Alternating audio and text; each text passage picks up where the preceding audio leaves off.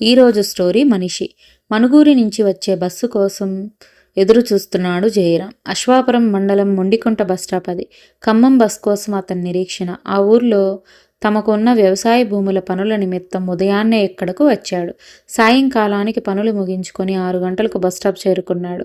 తమ పొలం కౌలుకు చేసే పడదం నారాయణతో ఇప్పటి వరకు మాట్లాడి తన సూచనలతో ముందు ముందు పొలానికి ఎలాంటి నీటి ఎద్దడి సమస్య ఎదురవకుండా చేశాడు. ఈ సమస్యను అధిగమించేందుకు బాలనర్సయ్య బాబాయ్ సలహాలు, సహకారం బాగా ఉపకరించాయి. దాదాపు ఏ బస్సు అయినా Ashwapuram heavy water plant Gautaminagar stop వద్దనే నిండిపోతోంది. దేశంలోనే రెండోదిగా భారత ప్రభుత్వం ప్రతిష్టాత్మకంగా నిర్మించిన భారజాల కర్మాగారం అది. కేంద్ర ప్రభుత్వ ప్రత్యక్ష పర్యవేక్షణలో నడుస్తున్న అతిపెద్ద కర్మాగారం ఖమ్మం జిల్లాకే మణిహారం లాంటిది. ప్లాంట్లో పనిచేసే ఉద్యోగస్తుల రాకపోకలతో అక్కడ నిత్యం రద్దీగా ఉంటుంది. సీట్లు దొరకటం కాదు కదా, ఒక్కోసారి నించుని ప్రయాణం చేసేందుకు కూడా వీలు కాదు. ఈరోజు ఎలా ఉంటుందో మరి. ఇంకా చీకటి పడనందున అటువైపు నుంచి వస్తున్న ప్రతి వాహనం స్పష్టంగా కనిపిస్తోంది. వచ్చేది ఎక్స్ప్రెస్ బస్ లాగే కనిపిస్తోంది. ఖమ్మం వెళ్లేదే అయి ఉంటుందని కూర్చున్న వాడల్లా లేచి నించున్నాడు జయరాం. 2-3 ప్యాసింజర్లు అతనితో పాటే లేచి నించున్నారు. స్టేజి వద్ద ఆగింది బస్సు. తను ఊహించినట్లుగానే అది ఖమ్మం బస్సే. దిగేవారు ఎవ్వరూ లేరు. లోపల అంతా నించునే ఉన్నారు. సీట్లు కాదు కదా, నించునేందుకు కూడా ఇబ్బందిగానే ఉంది.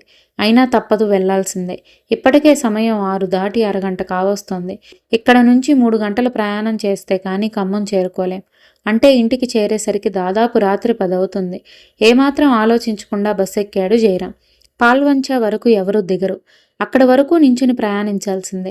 అరగంట పైనే పడుతోంది. టికెట్ తీసుకొని కండక్టర్ సీటు పక్కనే బస్సు వెళ్లేదారికి అభిముఖంగా నించున్నాడు జయరాం. అడవి దాటి భద్రాచలం క్రాస్ రోడ్ చేరింది బస్సు.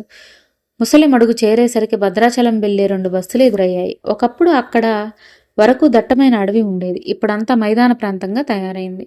లక్ష్మీపురం నుంచి ఆముదాల బంజరా వరకు చిన్న చిన్న పరిశ్రమలతో పారిశ్రామిక వాడలా తయారైంది. పెద్దగా రొద చేసుకుంటూ ముందుకు సాగిపోతోంది బస్సు. ఎవరి ఆలోచనలో వారు ఉన్నారు. బస్సులోని ప్యాసింజర్లంతా సీట్లలో కూర్చున్నవారు హాయిగా కళ్ళు మూసుకొని ఉన్నారు. నించున్నవారు అటు ఇటు సర్దుకుంటూ పాల్వంచ ఎప్పుడొస్తోందా అనుకుంటూ అసహనంగా కదులుతున్నారు. అలాంటి వారిలో తను ఒకడు. అతనికి అభిముఖంగా నించున్న మహిళ తన వైపు చూస్తున్నట్లుగా అనిపించింది అతనికి. దాదాపు బస్సు మధ్య భాగంలో కడ్డీని ఆనుకొని నించుందామె. ఆమె వైపు ఒకసారి పరికించి చూశాడు జయరాం.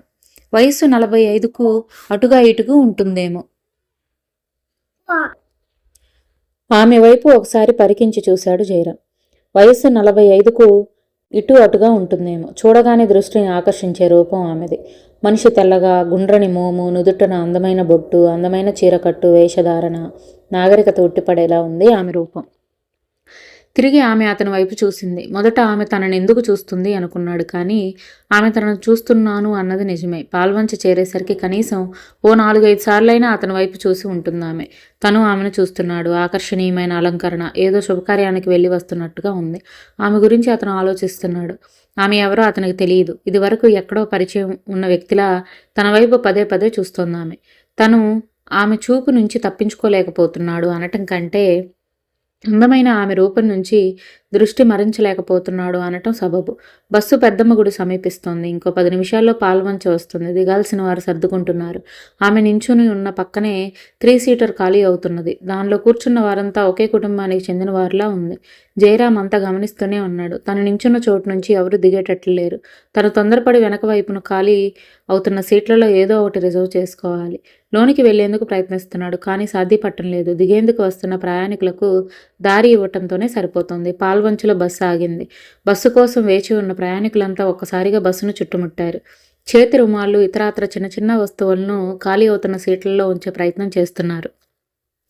పైనుంచి మొండికుంట నుంచి వస్తున్న తనకు అవకాశం లేకుండా పోతోంది. ఎలా? కొత్తగూడెం చేరితే తప్ప సీటు దొరకదేమో. ఇంకో 15 గంటకు పైగానే నించోవాలేమో అన్న నిర్ణయానికి వచ్చాడు జయరాం. దాదాపు 10-15 మంది దిగినట్లున్నారు. చేతి రుమాలు, వాటర్ బాటిళ్లు పరిచిన వాళ్ళు సీట్ల కోసం ఆతృతతో బస్సు ఎక్కేందుకు ప్రయత్నిస్తున్నారు. దిగే వాళ్లకు ఇబ్బందిగా ఉంది. ఎవరి హడావుల్లో వారు. ఆమె నించున్న పక్క సీటు మొత్తం ఖాళీ అయింది. అప్పటికే కిటికీ పక్కన సీటు కోసం కింద నించున్న వ్యక్తి ఆమెతో వాదులాడుతున్నాడు. ఆమె అతనితో గట్టిగానే మాట్లాడుతోంది. పక్క సీట్లో ఇప్పటి వరకు ఆమెతో పాటే నించున్న వ్యక్తి కూర్చున్నాడు. ఒక సీటును ఆమె అట్టిపెట్టింది.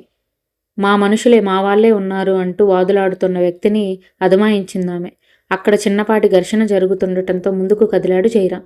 మీ వాళ్ళు ఎవరో చూపండి, మొండిగా వాదులాడుతున్నాడు కింద నించున్న వ్యక్తి. నీకు చూపించాల్సిన అవసరం లేదు, ఉన్నారు అంతే. అతన్ని గదమాయిస్తూ జయరాం వైపు చూసి ఇటు రమ్మన్నట్లుగా సైగ చేసిందామె. అతనికి అంతా అయోమయంగా ఉంది. ఏంటి, ఈమె నా కోసం సీటు రిజర్వ్ చేసి కూర్చునేందుకు రమ్మంటోందా? అంత కలలాగా ఉందే మనసులోనే అనుకుంటూ సీటు దగ్గరికి చేరుకున్నాడు.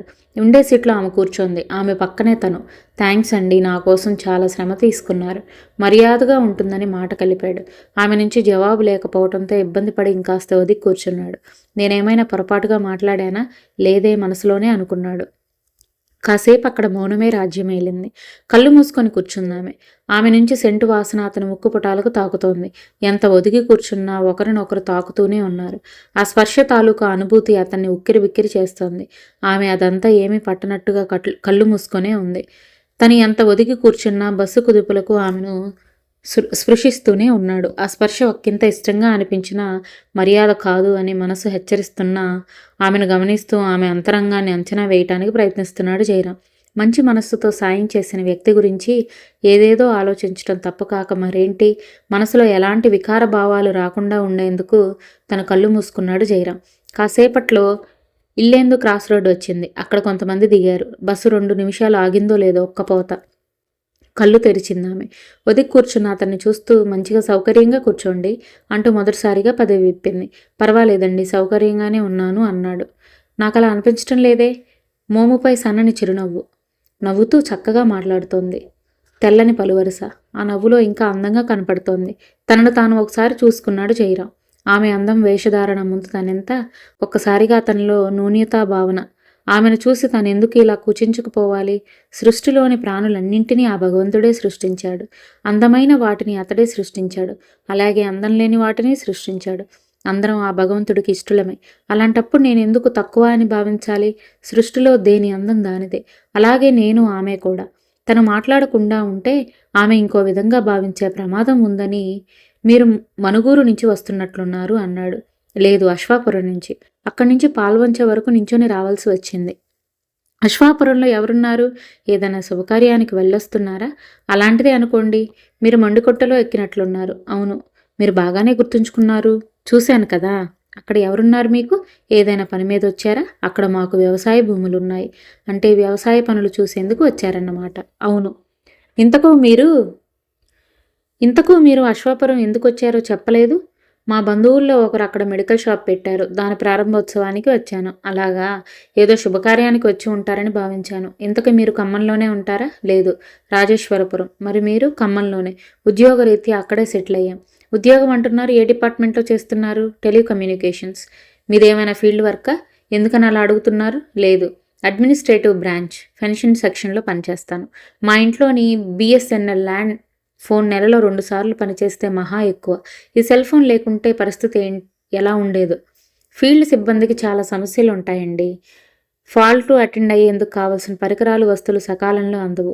వాళ్ళు సరిగా పని చేయరు అని మాత్రం అనరు. ఎంతైనా మీ మనుషులు కదా. అలా అని కాదు, మీరు అన్నట్లు కొంతమంది ఉంటారు, కానీ అందరూ అలా ఉండరు కదా. అది సరే, ఎంతకు ఖమ్మంలో మీరుండేది ఎక్కడ? Bypass road, Vijayanagar colony. అద్దె ఇల్లా, సొంత ఇల్లా? సొంత ఇల్లేనండి.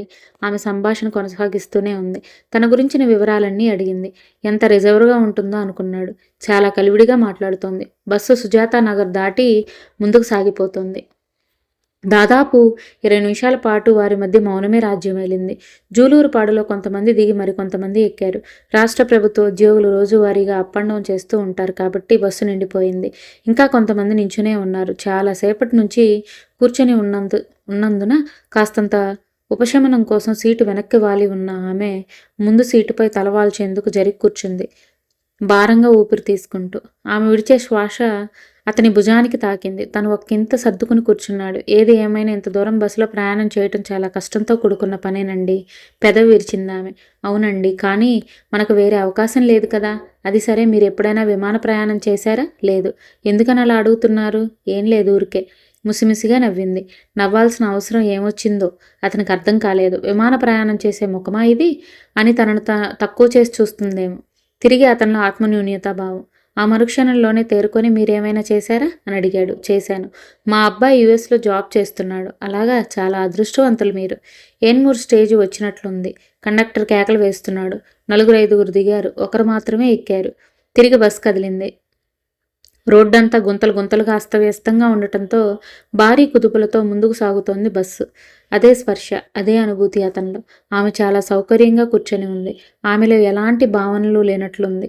పరాయి వ్యక్తి తన పక్కన కూర్చున్నాడన్న బెరుగు కానీ వేరే భావన కానీ ఉన్నట్లుగా లేవు. మరి తనే ఎందుకు ఇలా స్పందిస్తున్నాడు? తప్పుగా ఆలోచిస్తున్నాడా? టికెటింగ్ అయిపోవడంతో బస్సులోని లైట్లు తీశారు డ్రైవర్. చుట్టూ చిక్కని చీకటి. దాదాపు సమయం రాత్రి 8:30 కావస్తోంది. తల్లాడా సమీపంలో ఉంది బస్సు. చీకట్లో సర్దుకుని కూర్చున్నారు ఇద్దరు. ఒకరి భుజాలు ఒకరు తాకుతున్నాయి. ఆమె మేని నుంచి వెలువడుతున్న సువాసనలో అతడు ఆస్వాదిస్తూనే ఉన్నాడు. నిద్రే వచ్చిందో లేక కావాలని అలా చేసిందో తెలియదు కానీ అతని భుజంపై తలవాల్చిందామె. అతనిలో మళ్ళీ సంఘర్షణ. ఆమెను అంచనా వేయటం తన వల్ల కావటం లేదు.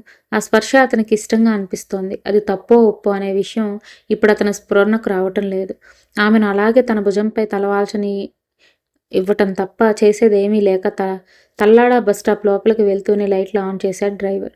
మెల్లిగా సర్దుకొని కూర్చుందామె. 2 నిమిషాల్లో తిరిగి బస్ కదిలింది. ఇక వైరా దాటితే ఖమ్మం వస్తోంది. ఏంటో ఈసారి ఖమ్మం చాలా తొందరగా చేరుకున్నట్లుగా అనిపిస్తోంది.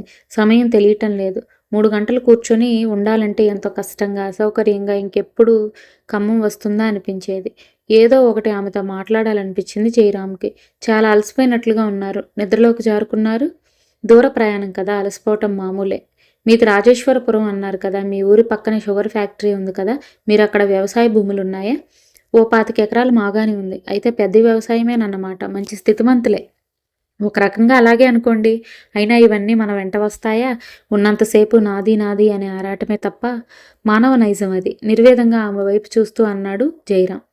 బస్సు వైరా దాటి కోనికర్ల సమీపం చేరింది. ఇంకో 15 నిమిషాల్లో ఈ ప్రయాణం ముగుస్తోంది. ఇప్పటి వరకు తను ఆమె పేరు అడగలేదు. ఆమె కూడా తనను అడగలేదు. అవసరం అనిపించలేదేమో. ఉద్యోగం, నివాసం అన్నీ అడిగిన ఆమె తన పేరును మాత్రం అడగలేదు. ఎందుకనో ఏదో కోల్పోతున్నానన్న వెలితి అతనిలో. ఆమె పేరును తెలుసుకోవాలన్న తపన. మనిషి అందంగా ఉంది కదా, పేరు కూడా అందంగానే ఉండవచ్చు. అడిగితే ఏమనుకుంటుందో, సభ్యతగా ఉంటుందో లేదో. పిరికివాడా? దాదాపుగా 3 గంటల నుంచి ఆమెతో కలిసి ప్రయాణం చేస్తున్నావు. ఎంతో కలివిడిగా ఉన్న ఆమె తన పేరును అడిగితే నొచ్చుకుంటుందేమోనన్న సందేహమా? నీ మనసులో ఇంకేదో దాస్తున్నావు. అందుకే అంతగా భయపడుతున్నావు. నిజంగా నువ్వు పిచ్చోడివే. నువ్వేమి చేయలేని అసమర్థుడివి. మనసు పరిహసిస్తోంది. నీ పేరు ఆమె అడగనప్పుడు ఆమె పేరుతో నీకేం అవసరం? పిచ్చి పిచ్చి ఆలోచనలు పక్కన పెట్టి ఓ సంస్కారవంతుడిగా ప్రవర్తించు. మనసు హెచ్చరించింది. 9:30 కావస్తోంది కదండి. ఇప్పుడు ఎలా వెళ్తారు మీరు ఊరికి? పలకరించాడు. ఏదో ఒకలా. రాత్రి అయితే వెళ్ళలేనా ఏంటి అన్నట్లుగా ఉన్నాయి ఆమె చూపులు. నాకు తెలిసి ఆ రూట్లో ఈ సమయంలో బస్సులు ఉన్నట్టుగా లేవు.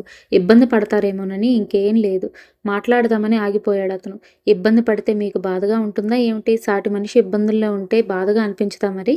ఇప్పుడు నేను ఇబ్బందుల్లో ఉన్నానని మీకు చెప్పానా? ఇంకేదో మాట్లాడదామని ఆగిపోయారు. రాత్రి అయింది కదా, మీరిక్కడి నుంచి వేరే ఊరు వెళ్ళాలి కదా, ఎలా వెళ్తారోనన్న ఆందోళన. అంత ఆందోళన పడాల్సిన అవసరం లేదులేండి. మీరేమైనా ఈ రాత్రికి మీ ఇంట్లో ఆతిథ్యం ఇస్తారా? అతని వైపు అదోలా చూస్తూ అందామె. క్షణకాలం తలదించుకున్నాడు. ఏమైనా అతిగా మాట్లాడానా? మానసిక సంఘర్షణ. మనస్సు పరిపరి విధాలా ఆలోచిస్తోంది. ఆమె చూపులను ఏ విధంగా అర్థం చేసుకోవాలో తెలియటం లేదు. ఏమనుకుంటుందో ఏమో. తిరిగి ఆమె మాట్లాడింది. ఏమండి? నిర్లిప్తంగా ఆమె వైపు చూశాడు జయరాం. ఏం చెబుతుందోనని. అశ్వాపురం నుంచి బయలుదేరేటప్పుడే మా వారికి ఫోన్ చేశాను. ఖమ్మంకు కారు పంపించమని. ఈ సమయానికి వచ్చే ఉంటుంది. హాయిగా ఇంటికి చేరుకుంటాను. అందంగా నవ్వింది. అయితే సంతోషం. తనలో తను గొనుక్కుంటున్నట్లుగా అన్నాడు అతను. మనస్సు పరిపరి విధాలుగా పరిగెత్తించి ఏవో సుందర తీరాలకు ప్రయాణిస్తున్నామన్న భావన కలిగించిన ఆమె క్షేమంగా ఇంటికి చేరుతుందన్న విషయం తెలిసి మనస్సు ఒక్కింత కుదుట పడింది. కానీ అంతలోనే ఏదో వెలితి. తన ఆత్మీయులు ఎవరో తన నుంచి దూరంగా వెళ్ళిపోతున్నారన్న భావన. అంతకు మించి ఏదో మనస్సు కందని అస్పష్టమైన వేదన. ఆమెతో కలిసి ప్రయాణం చేసిన ఈ 3 గంటల సమయంలోనే ఎన్నెన్ని అనుభూతులు. ఆ స్పర్శ, ఆ కలుపుగోలుతనం, ఆ చొరవ, అన్నింటికీ మించి అందమైన ఆమె రూపం.